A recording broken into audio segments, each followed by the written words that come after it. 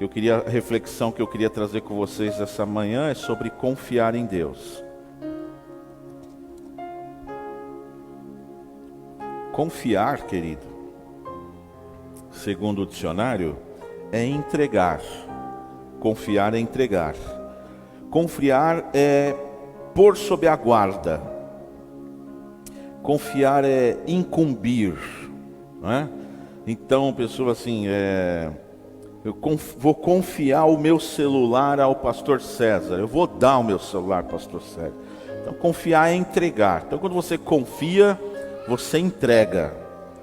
Quando você confia, você incumbe de uma missão. Você incumbe, inclusive, da responsabilidade. Então, se você entregou aqui a questão é confiar em Deus, é entregar para Deus, então a responsabilidade de Deus está entregue na mão dele. E se a responsabilidade de Deus, então nosso papel agora é descansar. E para poder falar de confiança, eu queria trazer aqui um personagem da Bíblia, que foi um grande rei. 2 Reis 18, fala sobre a história do rei Ezequias. Rei Ezequias foi o 12º rei de Judá.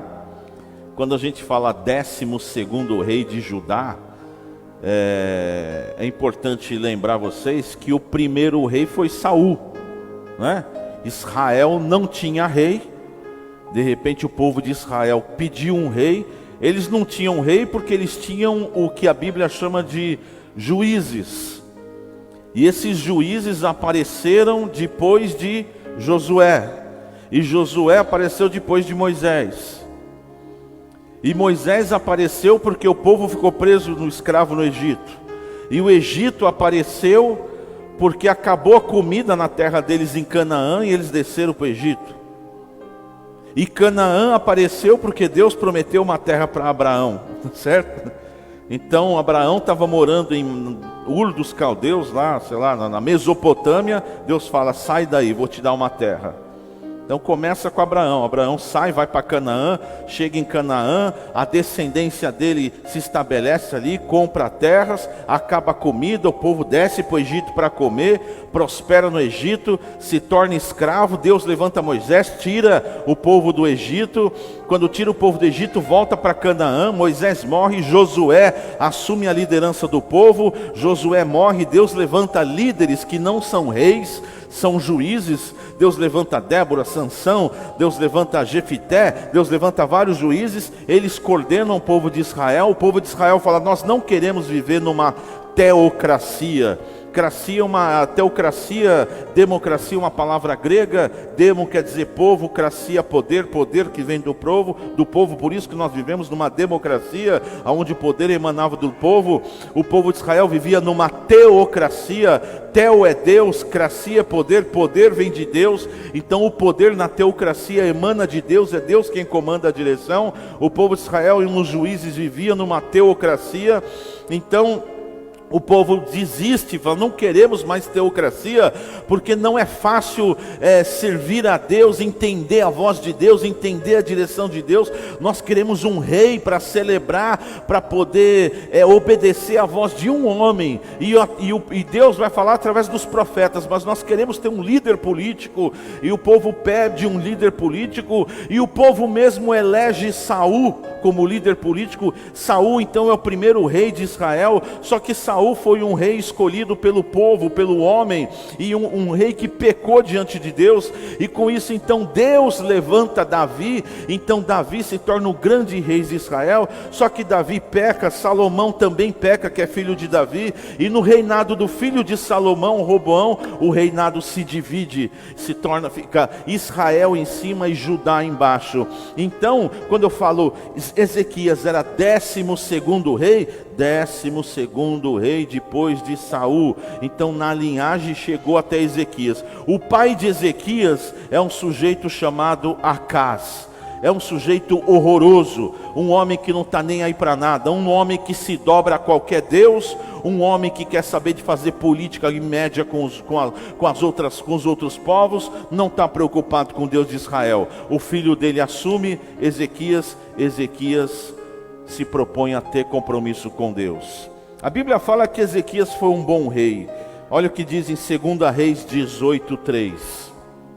2 Reis 18:3 diz assim: ele fez o que era reto aos olhos do Senhor, conforme tudo o que fizera Davi seu pai.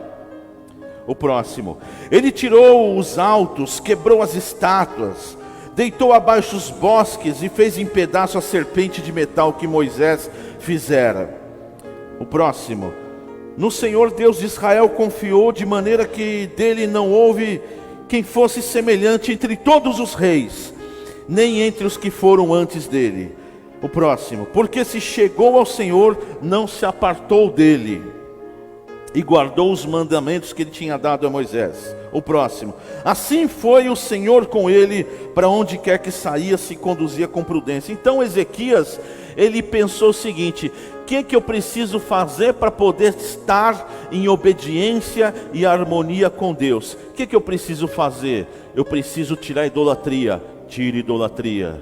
Eu preciso restaurar o templo. Vamos restaurar o templo, vamos arrumar a igreja. Eu preciso estabelecer aqui um sacerdócio, preciso estabelecer a vontade de Deus na sociedade. Estabeleceu a vontade de Deus na sociedade. O que aconteceu? A Bíblia diz que nenhum rei foi igual a ele.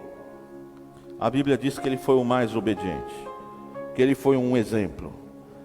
Mas apesar de ser um exemplo, pega essa primeira lição aqui. Apesar de ser um exemplo, apesar de ser um homem de Deus e de confiar em Deus, a fidelidade da gente com Deus não impede lutas. A fidelidade da gente com Deus, o fato da gente obedecer a Deus não impede situações difíceis. E ele viveu um momento muito difícil. A luta vem para todos. No livro de Mateus, Jesus nos ensina que a casa que está construída sobre a rocha permanece. Ele dá o exemplo da casa que está sobre a rocha e a casa que está sobre a areia. Aí ele diz assim: vindo a onda, bateu com ímpeto. A casa que estava sobre a areia desmanchou, mas a casa que estava sobre a rocha permaneceu. Mas o detalhe é que a onda veio para as duas casas. Percebeu isso? A onda vem para todo mundo. Quem está na rocha permanece. Quem não está, vai. Com Ezequias não foi diferente. A casa dele estava sobre a rocha. Então, o que aconteceu? O rei da Assíria, Senaqueribe, havia conquistado muitas cidades ao redor de Judá, inclusive conquistando o reinado do norte, que era Israel. E ele chegou a conquistar algumas cidades de Judá. E de repente o rei da Síria chega diante da cidade de Jerusalém, que é onde está o rei Ezequias.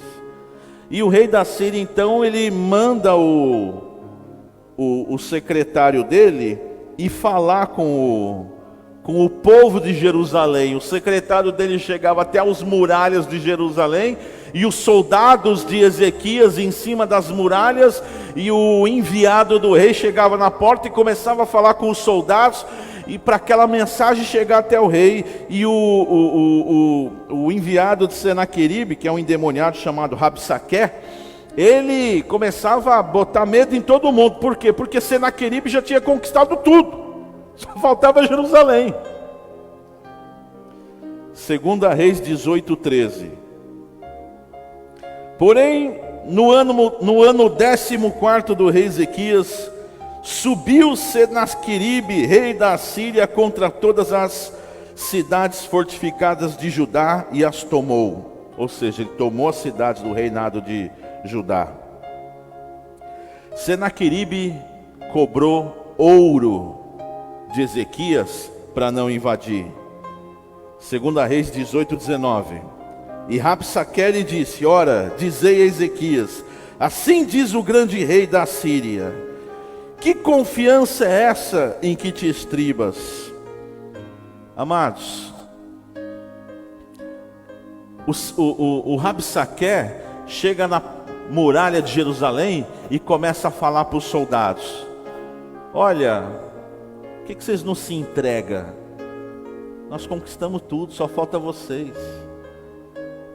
Vocês acham que Ezequias vai salvar vocês? Olha a pressão. Vocês estão confiando que o Deus de vocês vai salvar vocês? Senaqueribe conquistou tudo. Eu vim aqui para falar para vocês: abre a porta de Jerusalém, se entrega, para com isso. Para não ter guerra, senão a gente vai entrar, vai matar tudo, vai arrebentar tudo. E Ezequias permanecendo firme, até que o Rabsaque faz uma pergunta extraordinária. A pergunta é: que confiança é essa em que você se apoia? Não faz sentido. A lógica e a razão está contra você. O nosso poderio bélico é muito forte. Você está fazendo o papel de burro. Larga a mão de ser burro. Está fazendo o papel ilógico. Não faz sentido isso. Não leve adiante isso. Que confiança é essa em que você se apoia? Que diacho de confiança é essa que vocês estão apoiados? Nós estamos apoiados na confiança em Deus. Tudo depõe contra.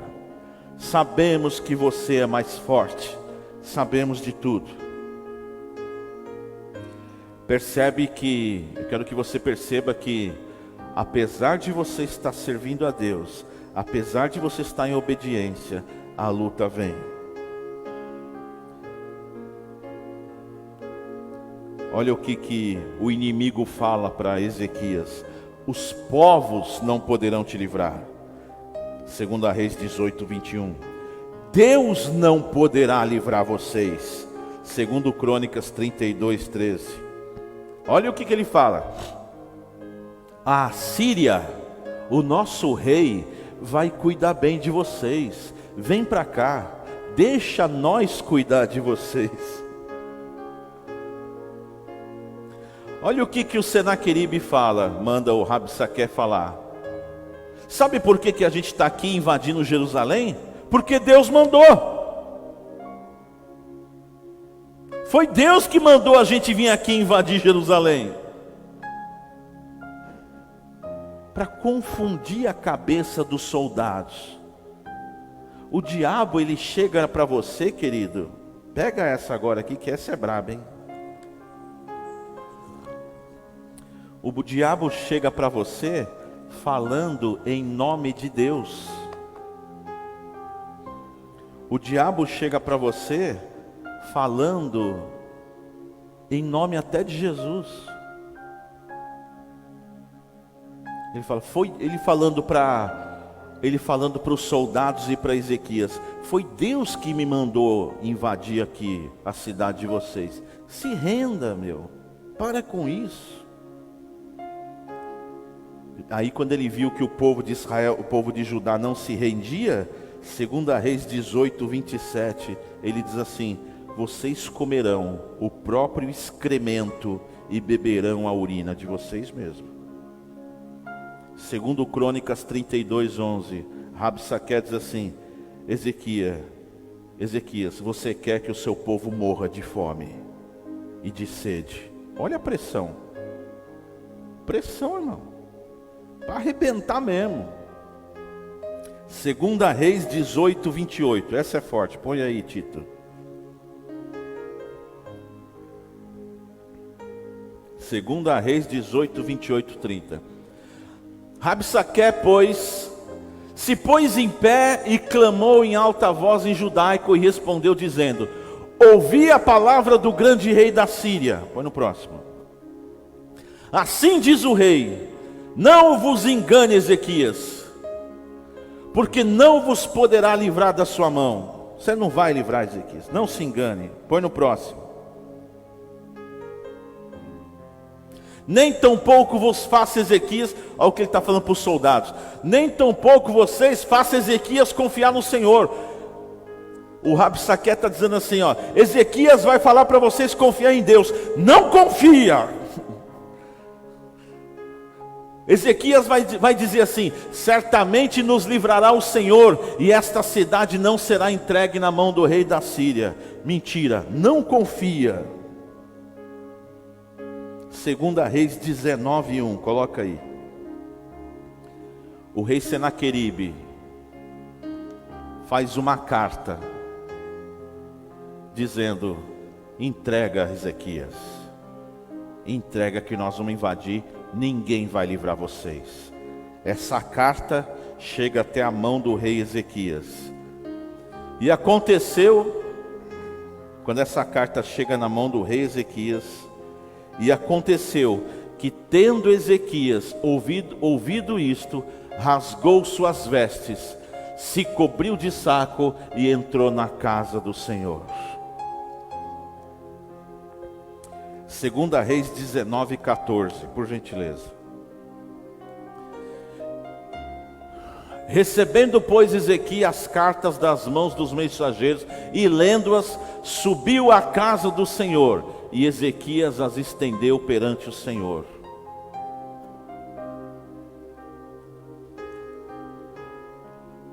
Entregar a carta para Ezequias, cidade cercada, ninguém entra, ninguém sai, não entra comida, não entra nada, só pressão, vamos invadir. Chega uma carta para ele, ele pega a cartinha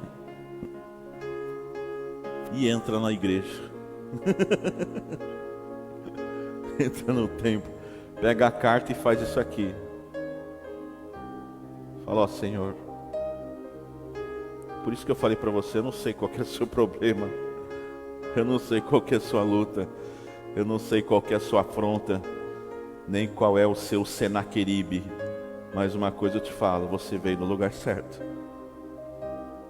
Você veio no lugar certo.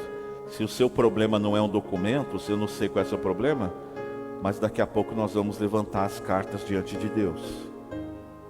Nós vamos colocar, falar, ó Senhor, aqui ó, está falando para eu não confiar em Ti, está falando que está vindo em Teu nome, está falando que vai me destruir, está falando que eu vou comer excremento e urina, eu não sei o que fazer, eu Te sirvo. E que confiança é essa em que você se apoia? O rei mandou perguntar. A confiança é essa, eu vim aqui para dizer que eu confio em Ti. Eu entreguei a minha vida ao Senhor, é o Senhor que cuida de mim. A carta está aqui, ó.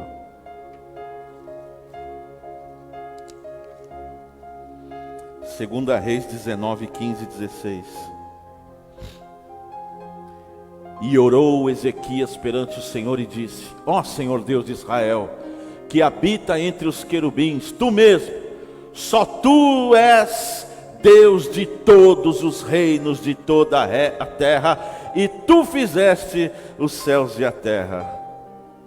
Olha Ezequias, tranquilo, entregando na mão de Deus, sabendo que ele serve ao Criador dos céus e da terra, ao general de todos os exércitos. Põe no próximo. Inclina, Senhor, o teu ouvido e ouve. Abre, o Senhor, os teus olhos e olha. E ouve as palavras de Senaqueribe, que enviou a este para afrontar o Deus vivo. Ezequias clamou ao Senhor, porque tinha uma vida com Deus. Note uma coisa, presta atenção no negócio.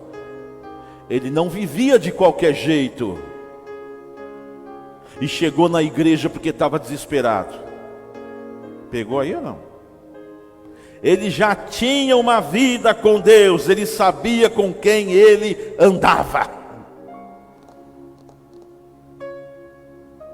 Quem tem vida com Deus na hora da luta, sabe em quem pode confiar. Quem não tem vida com Deus, na hora da luta, você acha que se ele não tivesse vida com Deus, ele tinha permanecido firme ali, meu irmão? Quem é que permanece firme numa situação dessa? Você não tem vida com Deus, você chama o inimigo para conversar. Vem cá, vamos discutir aqui, vamos conversar. Como é que a gente faz? Tem um esquema aí? Não tem um esquema. Queridos, com Deus não tem esquema. Com Deus não tem esquema. Com Deus, ou você serve ou você não serve. Ou você confia ou você não confia. Nós não temos esquema com Deus. Nós confiamos em Deus. Acabou. Não tem acordo com o pecado. Não tem acordo. Então, querido, não dá para ter uma vida de qualquer jeito e na hora da luta chegar aqui, e agora eu tenho que orar, agora eu tenho que fazer campanha. Não, tenha uma vida com Deus.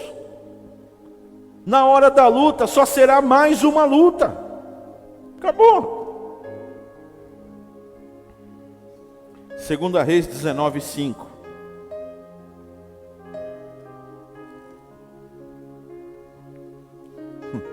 Os servos do rei Ezequias foram para chamar Isaías. Isaías é profeta, Isaías era o pastor. Chama o profeta. Eles oraram a Deus, traz o homem de Deus. Traz o homem de Deus. Nós oramos, nós confiamos, nós nos consertamos com Deus.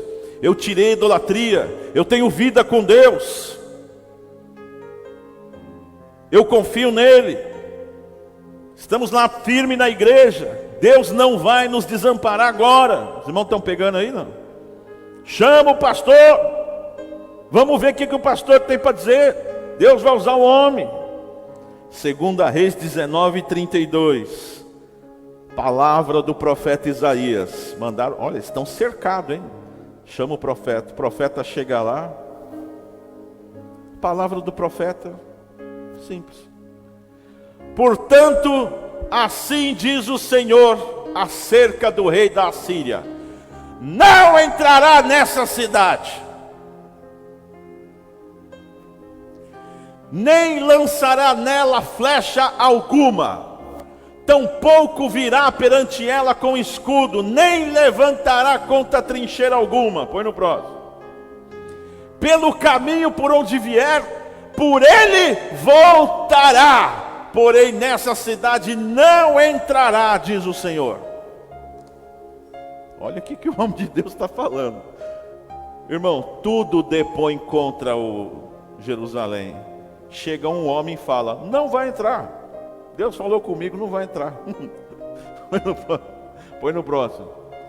Porque eu, não é Isaías, eu é Deus, hein? Porque eu ampararei a esta cidade para a livrar, por amor de mim e por amor do meu rei, do meu servo Davi.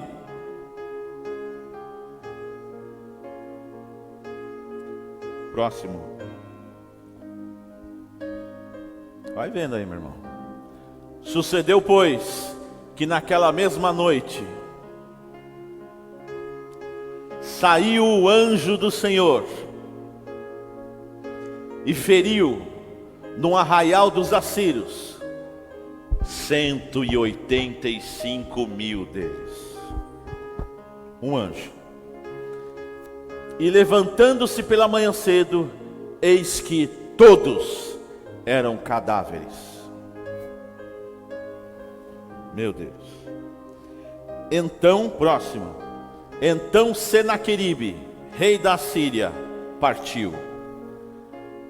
E se foi, e voltou, e ficou em Nínive. Próximo. E sucedeu que, estando ele prostrado na casa de Nisrode, seu Deus, Adrameleque e Sarezer, seus filhos, o feriram a espada, porém eles escaparam para a terra de Ararate.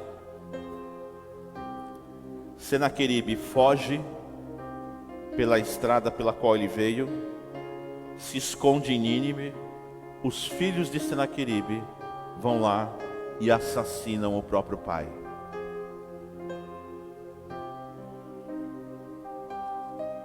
Segundo Crônicas 32, 21. Então o Senhor enviou um anjo que destruiu a todos os homens. Queridos, vocês estão entendendo a quem vocês servem? Um anjo feriu 185 mil homens. Um anjo.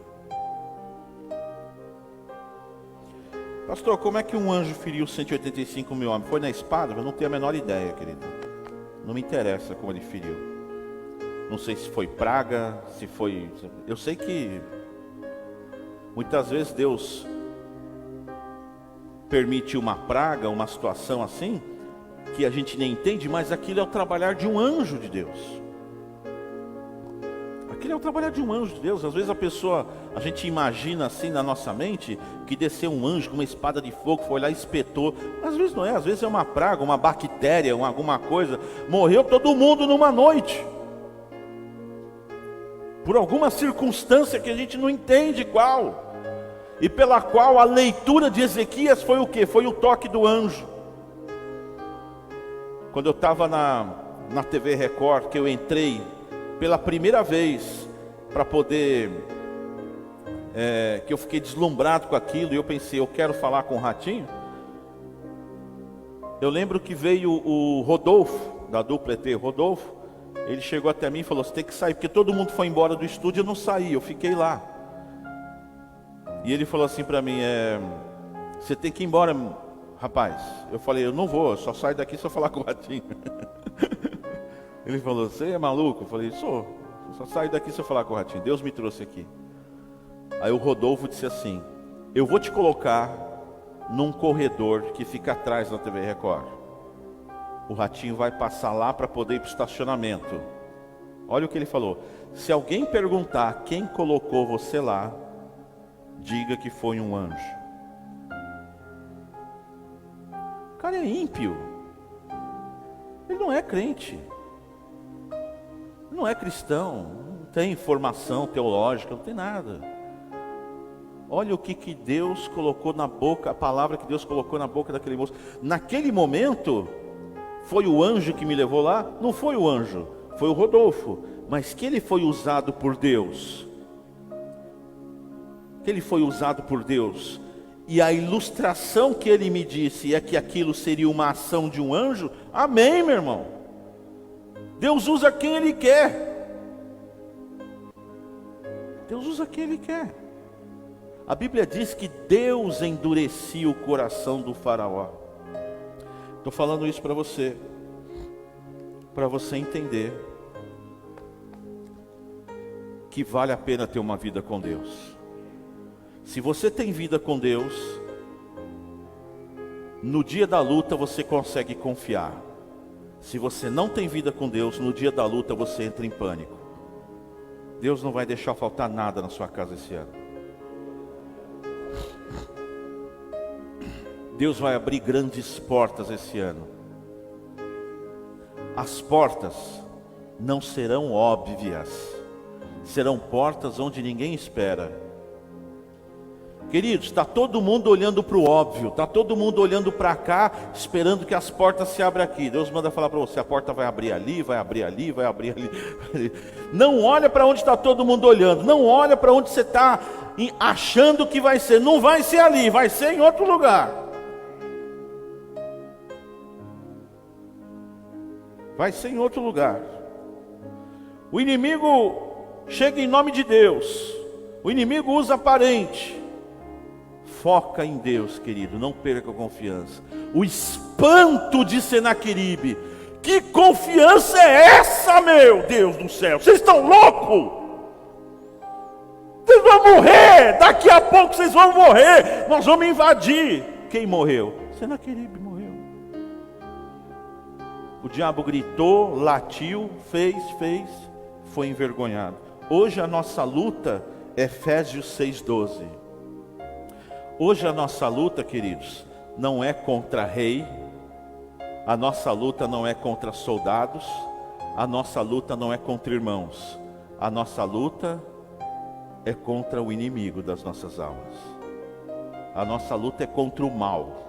A Bíblia diz: não temos que lutar contra carne nem sangue, mas sim contra principados e potestades, contra os príncipes das trevas desse século, contra as hostes espirituais. Saiba que a sua luta, apesar do inimigo usar um parente seu, sua luta não é contra o seu parente, sua luta não é contra seus filhos, seu cônjuge, sua luta não é contra isso, sua luta é contra a força que influencia eles, a força maligna. Como é que a gente luta com isso? A gente luta com isso servindo a Jesus, sendo luz. O inimigo é trevas, você é luz. Se você for luz dentro do seu lar, você já sabe qual é o efeito da luz dentro de uma casa. Quando a luz chega, querido, tudo fica na clareza, na obviedade, tudo fica ali, ao alcance dos olhos. Acabou. Seja luz, vai orando, confie em Deus, independente de luta. Deus é contigo. Situações agudas serão resolvidas esse ano. Algumas serão resolvidas esse mês, algumas o mês que vem. Deus é com vocês, querido. Confie em Deus acima de tudo. Não tem pandemia que possa parar, não tem nada. Nós estamos com Deus. O inimigo está usando pandemia, essa coisa toda e tal. E nós, as ameaças, vai morrer. E nós estamos igual a Ezequias. Então eu gostaria que você agora se colocasse de pé.